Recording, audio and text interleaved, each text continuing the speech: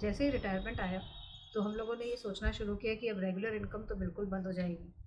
तो और हमें जो है अपनी जो सेविंग्स हैं, जो जमा पूंजी है हमारी इतने सालों की, अब उसी पे हमें डिपेंडेंट रहना पड़ेगा। और जो जमा पूंजी है वो फिक्स्ड है।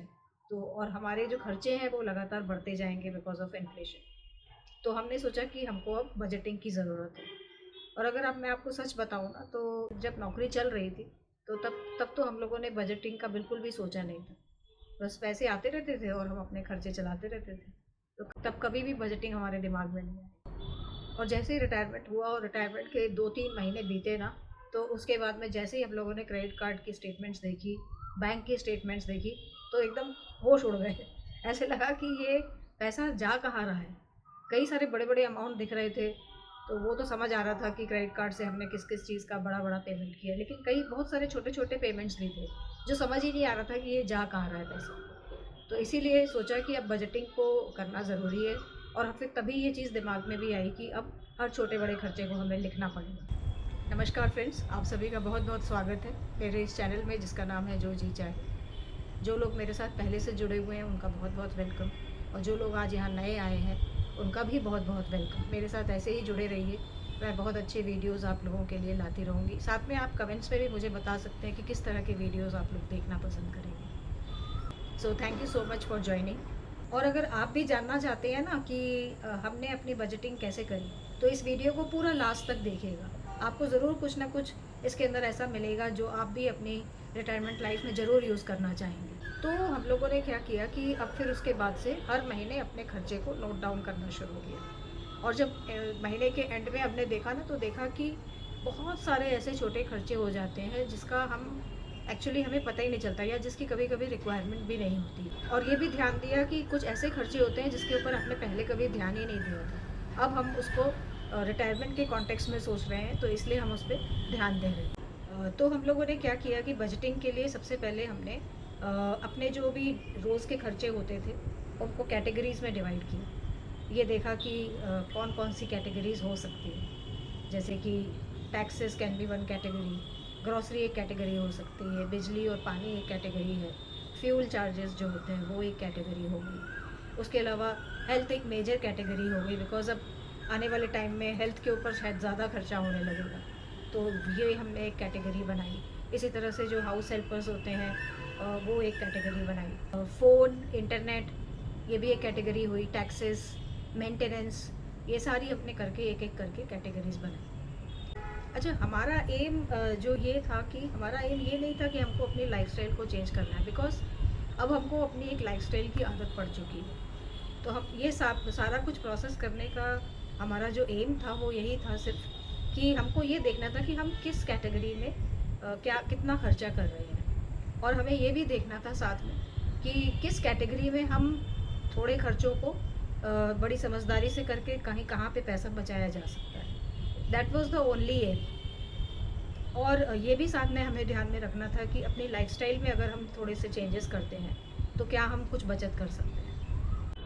तो ये सारी जब कैटेगरीज बन गई तो हमने पिछली स्टेटमेंट्स निकाली, अपने जो ऑनलाइन पेमेंट्स किए हुए थे वो सारे उसकी स्टेटमेंट्स निकाली। और जितना पैसा जहाँ जहाँ की जिस कैटेगरी में खर्च हुआ था उन कैटेगरीज में उतना उतना पैसा हमने डाल दिया।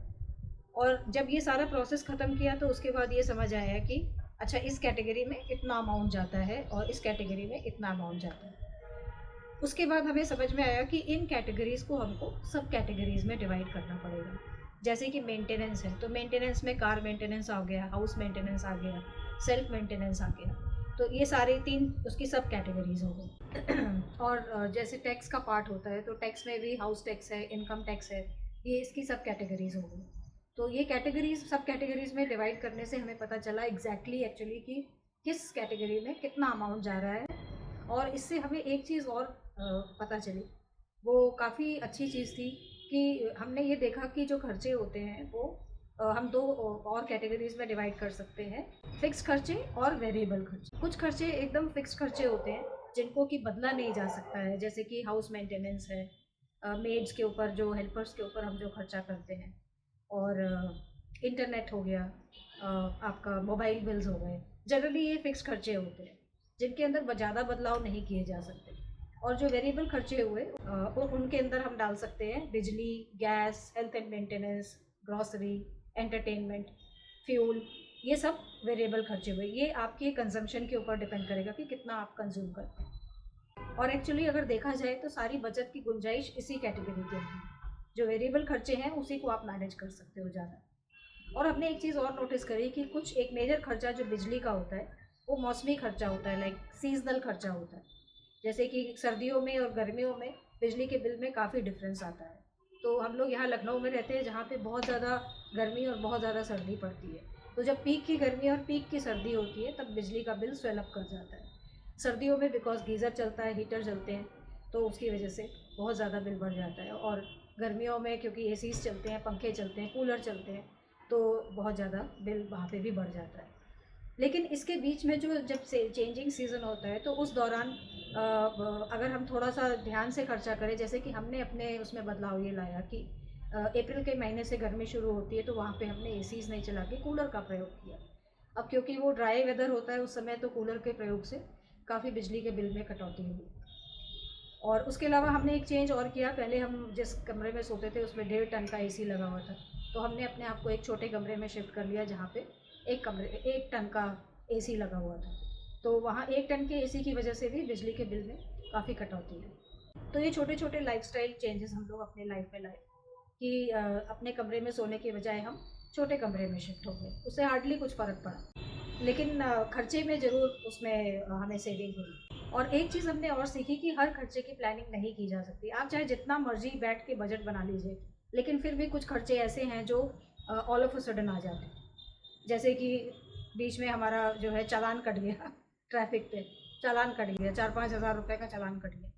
तो वो भी एक मेजर खर्चा कभी कभी। सो कंटिजेंसी आपको प्लान रखना ही पड़ता है। अब घर है, कोई कोई ज़रूरी चीज़ कभी कभी खरीदनी भी पड़ जाती है। ब्लेंडर ख़राब हो गया जैसे बीच में, तो ब्लेंडर नया लाना पड़ा।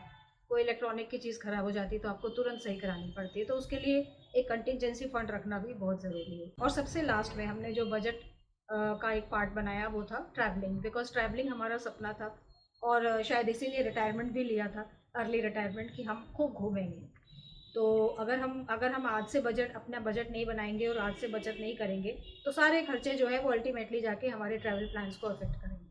तो इसलिए हम लोगों ने सबसे एक ट्रैवल का एक अलग से बजट बना दिया कि साल में 3-4 बार हमें घूमने जाना है अगर, तो उसका भी एक बजट है। तो हमारा बजट तो बन गया है। और ये नहीं बोलूँगी कि बजट एकदम परफेक्ट बजट है। टाइम टू टाइम हमें इस बजट के अंदर बहुत सारे स्मॉल स्मॉल चेंजेस करने पड़ते हैं। लेकिन ये ज़रूर बोलूँगी कि बजटिंग से जो है मुझे फ्यूचर को लेके जो एक भरोसा आया है अपने अंदर, वो काफ़ी इम्पोर्टेंट है मुझे लगता है रिटायरमेंट लाइफ। और रोज़ के खर्चे लिखने के लिए हम एक ऐप यूज़ करते हैं। उस ऐप का जो लिंक है वो मैं आपको शेयर कर दूँगी। आप लोग भी उस ऐप को यूज़ कर सकते हैं, काफ़ी अच्छा ऐप है वो। फ्री ऑप्शन भी है, पेड ऑप्शन भी है उसके अंदर। सो अगर आप पेड ऑप्शन लेते हैं तो उसमें बहुत सारी अच्छी और भी चीज़ें मिल जाती हैं। और जो फ्री ऑप्शन है वो भी काफ़ी अच्छा है, हमारे लिए तो काफ़ी था वही, तो हम वही ऐप यूज़ कर रहे हैं। और उसके अलावा बहुत सारे ऐप्स ऐसे हैं जो कि इंटरनेट पे मौजूद हैं। आप कोई भी ऐप यूज़ करके अपने डेली के खर्चे लिखना शुरू कर सकते हैं। अगर आप भी रिटायर हो चुके हैं या फिर रिटायर होने वाले हैं तो मैं यही सजेस्ट करूँगी कि एक बार अपना बजट ज़रूर बनाइए। हो सकता है आपकी रिटायरमेंट लाइफ की शुरुआत जो है इस बजट से ही हो जाए।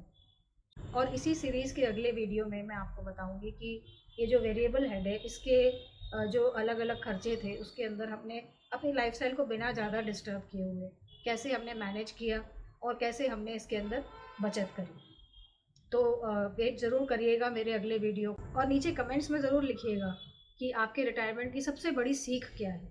और उसके अलावा जो लोग नहीं रिटायर हुए हैं वो ये भी कमेंट कर सकते हैं कि उनके रिटायरमेंट की सबसे बड़ी चिंता क्या है। और यहीं पे मैं अपना वीडियो एंड करती हूँ। नोटिफिकेशन बटन ज़रूर ऑन कर दीजिएगा, और अगर चैनल को सब्सक्राइब नहीं किया है तो प्लीज़ उसको सब्सक्राइब कर दीजिए ताकि ये सीरीज़ के सारे वीडियोज़ आएँ।